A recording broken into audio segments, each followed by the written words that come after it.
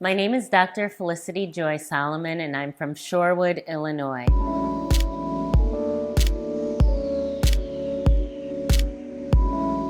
My testimony of coming to Christ, I always think is a little unusual, but I'm really happy to share it because I know a lot of people deal with things that they don't talk about a lot. I had a pretty idyllic childhood in terms of the fact of how supportive my parents were. I was kind of the golden child and found out later in life my brother resented it a little bit, but he never made me feel that way. I loved him, he loved me. My dad was at every game and I excelled in school and things were really pretty awesome. And then when I was 16, in high school, well, I guess backing up a little bit, I was pretty boy crazy at about the age of 12 or something like that. Always just trying to figure out how to be around the boys and loving to talk to boys and things like that. But when I was 16, it was not a boyfriend situation. It was just someone that had took an interest in me, taking time with me or whatever. And I had sex for the first time in the house I grew up with in the basement. And I just remember thinking, I cannot wait to do that again.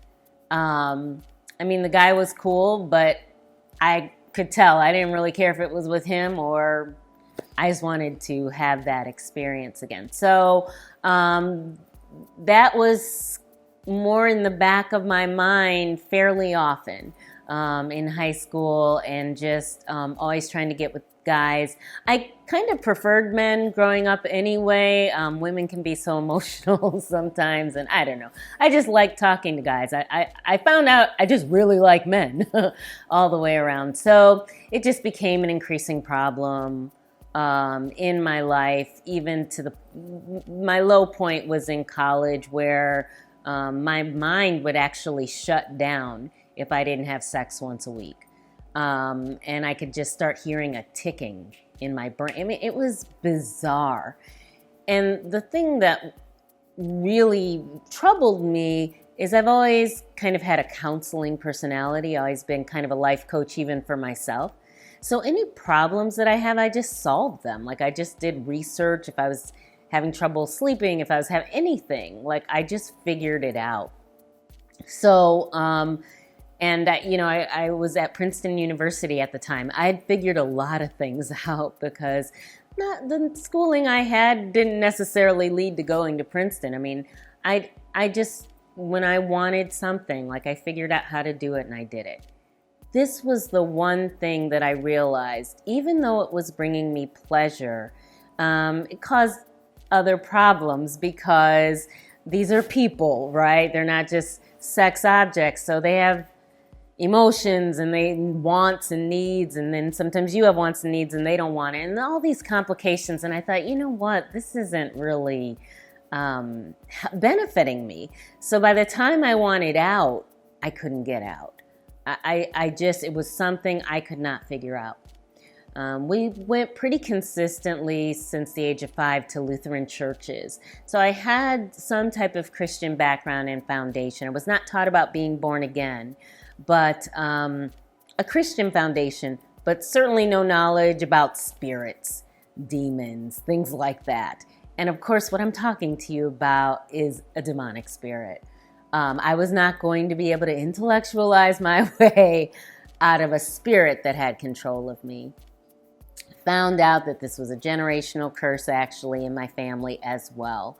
So it really wasn't until a number of years later, but it was like a couple of years after I graduated from college, I ended up going to a church with a friend of mine. I was doing a directing internship at the Arena Stage Theater in Washington, D.C., and I went to this church that was amazing, multicultural church, Black pastor, so intelligent. I'd never heard a minister so intelligent that also talked about being born again.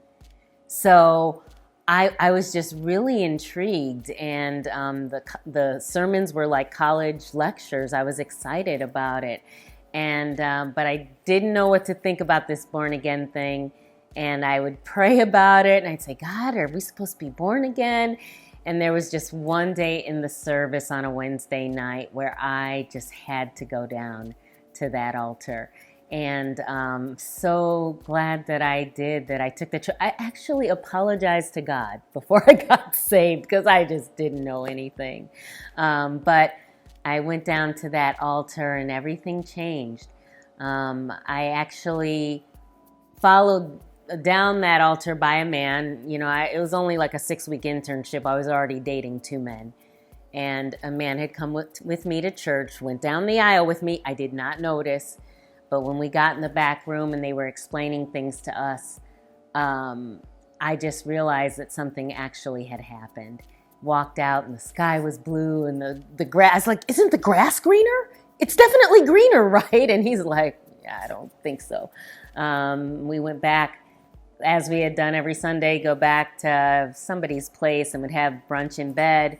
And I'm lying there naked, having brunch, and I have this realization.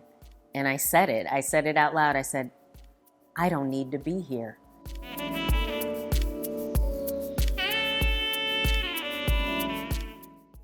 I am running for Senate in Illinois in the 49th District. And I am running because I am inspired by Kingdom Conservative Party.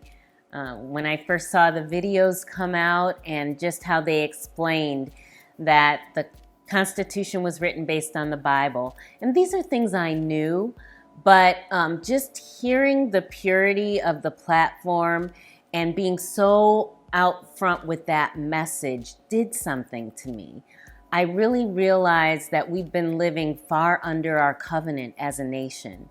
And even being a conservative, being a Black conservative, following all these things, learning a lot about conservatism in the last couple of years, I realized that it really didn't hit to the root, because conservatism draws all of its power from the Bible. I mean, these are biblical principles.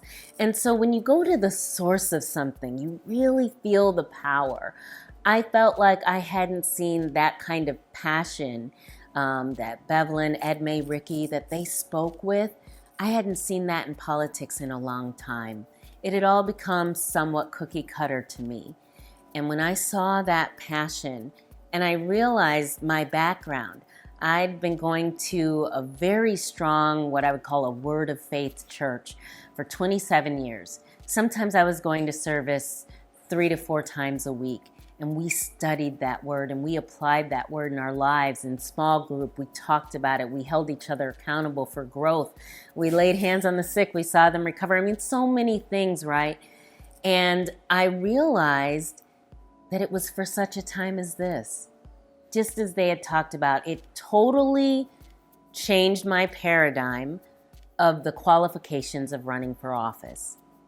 Because I realized that most of the people that are in office today are not instructed in righteousness. I wasn't just instructed in the Word of God. I was instructed in righteousness and how to renew my mind to the Word of God. So quite frankly, I've had people say to me, like, you have no experience at all, no political experience. Personally, I think it's a plus at this point. But I don't think that whatever the nuts and bolts of actually being a senator, I can learn that. I know I can learn that. I can read. I'm a smart girl. I can learn that. But what you cannot get when you put your hand on that Bible and swear in, you cannot get instruction in righteousness. That takes years. That takes a commitment. And that's what I've got.